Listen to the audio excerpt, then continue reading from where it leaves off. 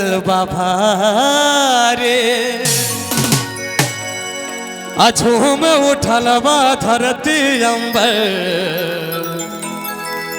भगतन के जयकारे। और ये प्यारा सा धाम है हरदास चक। ये इतनी प्यारी धाम है कि आज तीसरा साल है मेरा इस मंच पे है। इनका आशीर्वाद आज 1 साल से 3 साल से मिल रहा है और उम्मीद है कि आगे भी इनका कृपा बरसता रहेंगे। आइए कहना इस दरबार की कि जौनपुर शीतला धाम चौकिया शीतला धाम चौकिया चाहे विंध्याचल वाली के किसेरा वाली के चालना दरबार लहटा वाली के किसेरा वाली के चालना दरबार महारा वाली के जौनपुर शीतला धाम चौकिया जौनपुर शीतला धाम चौकिया माई मुंडेश्वरी वाली के किसेरा वाली के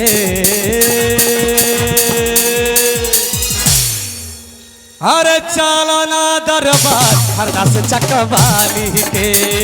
चालना दरबार पहाड़ा वाली के जय जय क्या बात है जय हो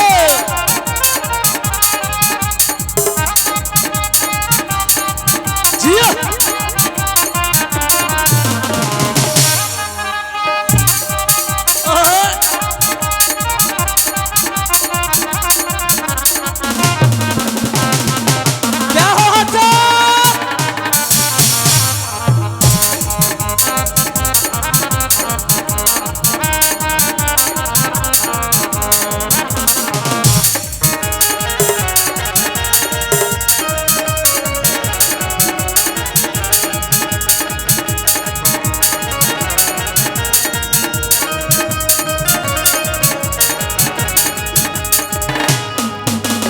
लहर लहर लहराए चुनरिया रूप बमन मोहेला हम में पायल माथे पे बेंदे तेरे मुकुटवा सोहेला।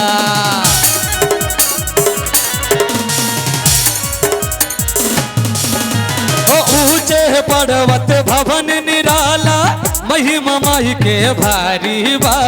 माई के द्वारा सेना के हो लौटले अवले खाली बा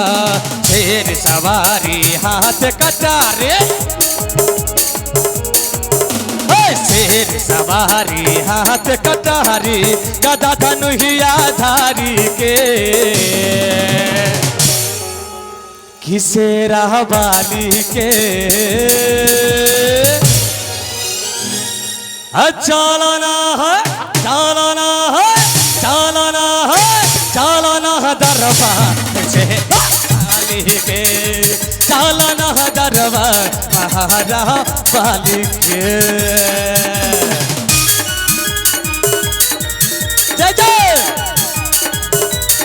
क्या बात है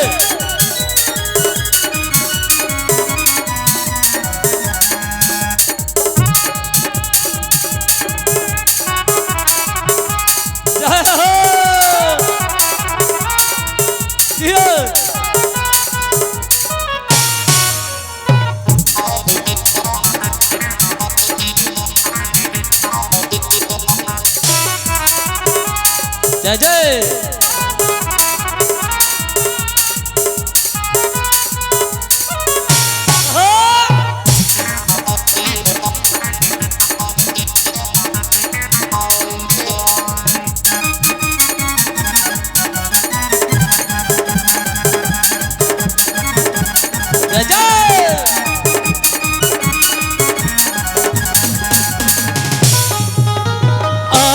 आहिरन देवी भी अमचनी दाई हो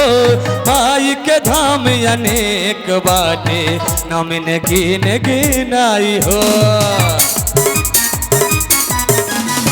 मारी डुमरा डुम रजनी माई हमी में अम्बे भवानी हो पटना में बारी पटन देवी देख ले जाने कहानी हो मऊ जनपुर सती भवानी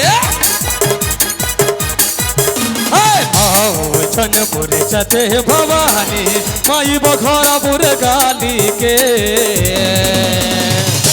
किसे रह बाली के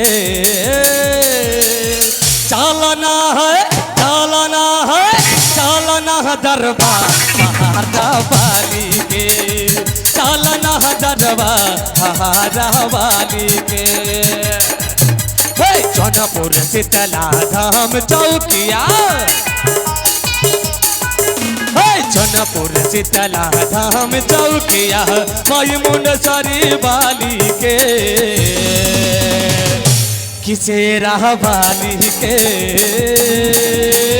चालना दरबार महारा बाली के चालना दरबार बाली के